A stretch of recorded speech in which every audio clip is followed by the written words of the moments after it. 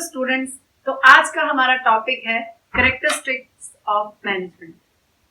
Students, आज के हमारे टॉपिक में हम गोल पर बात करेंगे, मैनेजमेंट के गोल की बात करेंगे। लेकिन उससे पहले मैं चाहती हूँ कि आज हम 2-4 मिनट टॉपिक से हटकर आपके करियर, आपके गोल की बात करें।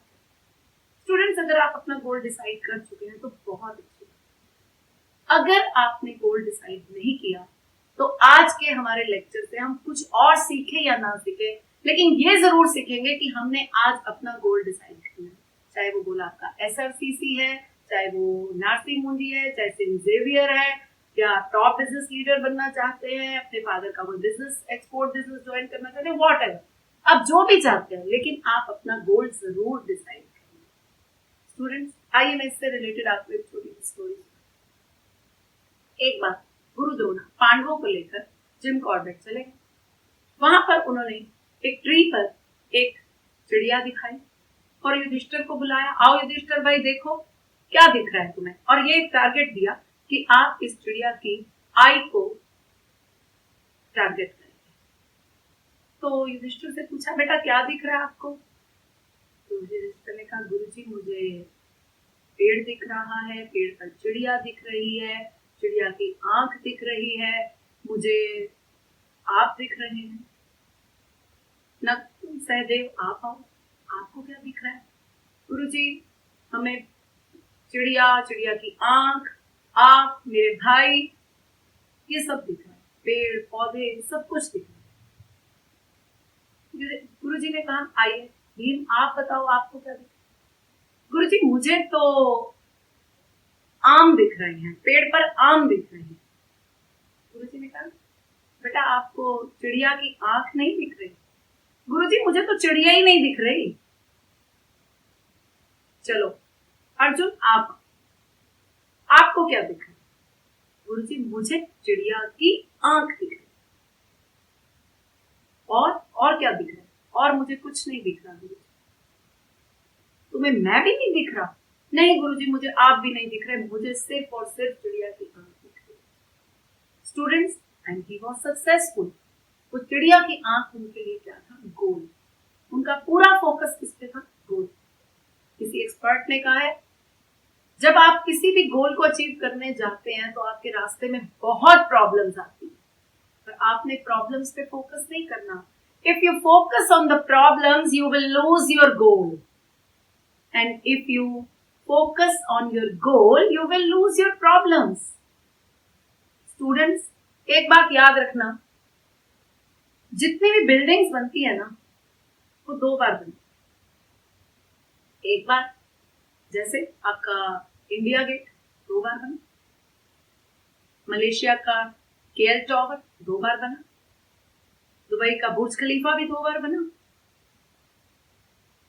एक बार पेपर्स में बना और एक बार रियलिटी में बना। ये जो पेपर में बनता है, ये जो ड्रीम लिया जाता है कि हम ऐसी बिल्डिंग खड़ी करेंगे, दिस इज योर गोल। तो स्टूडेंट्स, मैं चाहती हूं कि आज जिन बच्चों ने अपना गोल अभी तक डिसाइड नहीं किया, वो आज अपना गोल डिसाइड कर ले और उस पर अपनी पूरी एनर्जी लगा दे, फोकस कर दे, फिर सक्सेस आपकी।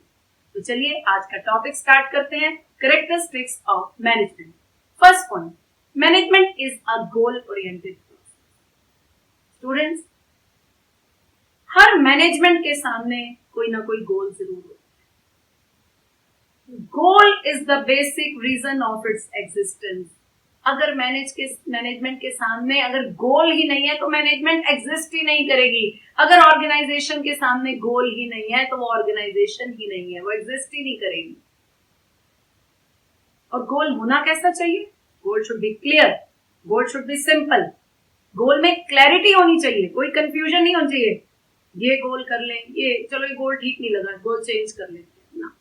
गोल है तो है, उसे अचीव करना है। अगर हम मेथड नंबर 1 से अपने गोल को अचीव नहीं कर पाए तो कोई बात नहीं, we will change the strategy but we will achieve the गोल।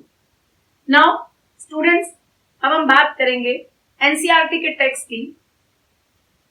चाहे कोई रिटेल स्टोर हो, उसके सामने भी गोल होता है, अपने कस्टमर्स की नीड्स को सेटिस्फाई करना।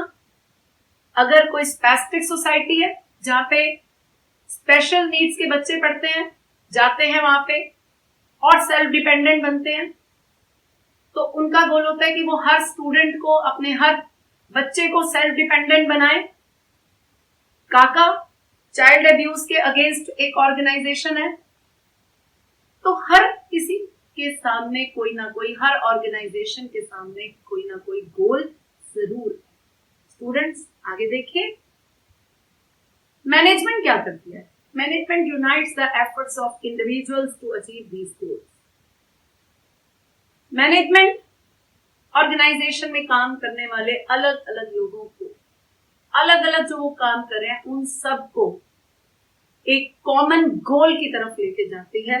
तो मैनेजमेंट ये एफर्ट्स करती है ताकि हम अपने गोल को अचीव कर सकें। स्टूडेंट्स, केस स्टडी के लिए आपको ये वर्ड्स बहुत हेल्प करेंगे। आगे बढ़ो। Second point, management is all pervasive. What does it mean? Activities हर जगह होती है। Management activities involve in management are common, whether it is political, social और इकोनॉमिकल। हर ऑर्गेनाइजेशन के अंदर मैनेजमेंट होती है बच्चों, चाहे वो पॉलिटिकल हो, हमारे कंट्री में डिफरेंट गवर्नमेंट, डिफरेंट पार्टीज हैं, पॉलिटिकल पार्टीज हैं, पार्टी चाहे कोई भी हो, एक्स वाई जेड कोई भी पार्टी हो, लेकिन हर पार्टी के सामने उनकी वो जो मैनेजमेंट, हर पार्टी को अपने इलेक्शन आने से पहले अपनी एक्टिविटीज को मैनेज करना पड़ता है। क्लियर? सोशल ऑर्गेनाइजेशन, एनजीओ होते हैं। अभी हमने काका का एग्जाम्पल लिया, वो एक और एनजीओ एक चलाता है, एक सोशल ऑर्गेनाइजेशन है। तो हर ऑर्गेनाइजेशन, आपके सिटी में क्लब्स होते हैं, टेम्पल्स होते हैं, गुरुद्वारास होते हैं, सबके सामने कोई ना कोई, सभी मैनेजमेंट करते हैं। हर जगह बच्चों मैनेजमेंट की जरूरत होती है। जैसे अगर एक टेम्पल में कोई छोटा सा रिलीजियस प्रोग्राम भी है, होली का प्रोग्राम है या कोई भी प्रोग्राम है, तो उसको भी मैनेज किया जाता है। उसके ऊपर भी बहुत सारे एफर्ट्स किए जाते हैं कि वो प्रोग्राम सक्सेसफुल हो सके।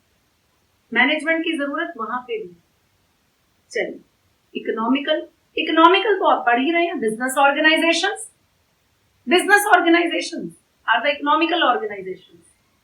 और बिजनेस तो एक पल भी सरवाइव नहीं कर सकता जब तक वो मैनेजरियल एक्टिविटीज नहीं करेगा। तो कहने का मतलब क्या हुआ? Activities involve in management are common. हर किसी को मैनेजमेंट करनी पड़ती है, चाहे वो कोई भी ऑर्गेनाइजेशन हो। हर कंट्री को अपनी ऑर्गेनाइजेशंस, हर कंट्री के अंदर डिफरेंट ऑर्गेनाइजेशंस हैं और हर कंट्री में काम करने वाली डिफरेंट ऑर्गेनाइजेशंस भी मैनेजमेंट करते हैं। अगर इंडिया में कोई बिजनेस ऑर्गेनाइजेशन मैनेजमेंट कर रही है, तो जर्मनी में, जापान में, सब कंट्रीज में ऑर्गेनाइजेशंस में अंदर मैनेजमेंट हो रही है। आप कह सकते हैं नहीं मैम, वहां तो काम अलग तरीके से होता है, यहाँ काम अलग तरीके से होता है, वहां तो मैनेजमेंट ये सब नहीं करती जो इंडिया में करती है, या वाइस वर्सा। स्टूडेंट्स, एक बात याद रखना, वो जो डिफरेंस आप फील कर रहे हैं, that difference is due to culture. Okay, वो डिफरेंस कल्चर की वजह से है, लेकिन मैनेजमेंट सब जगह होती है। चलिए, इट्स यूनिवर्सल। स्टूडेंट्स, इसके बाद आज का हमारा टॉपिक रहेगा, थर्ड कैरेक्टरिस्टिक हम स्टडी करेंगे, management is a continuous process. अगर आप लोगों ने मेरी सेकेंड और थर्ड वीडियो को देखा है, तो फिर इसमें मेरे पास बताने के लिए कुछ खास नहीं है। Management is a continuous process. Yes, management एक कॉन्टिन्यूअस प्रोसेस है। And what is continuous process? Planning, organising, staffing, directing, controlling. Management हर समय प्लानिंग करती रहती है, एवरी टाइम। कभी भी ये एक्टिविटीज रुकती नहीं है। इट्स अ कॉन्टिन्यूअस प्रोसेस, एक साइकिल की तरह चलती रहती है। हर वक्त ऑर्गेनाइजेशंस में प्लान्स बनते रहते हैं, ऑर्गेनाइजिंग का काम चलता रहता है, एम्प्लॉय आ रहे हैं, उनकी जगह न्यू एम्प्लॉयज अपॉइंट किए जा रहे हैं। It's a continuous process. हर पल एम्प्लॉयज को गाइड किया जा रहा है, हर पल टारगेट्स को चेक किया जा रहा है कि वो अचीव हो रहे हैं या नहीं।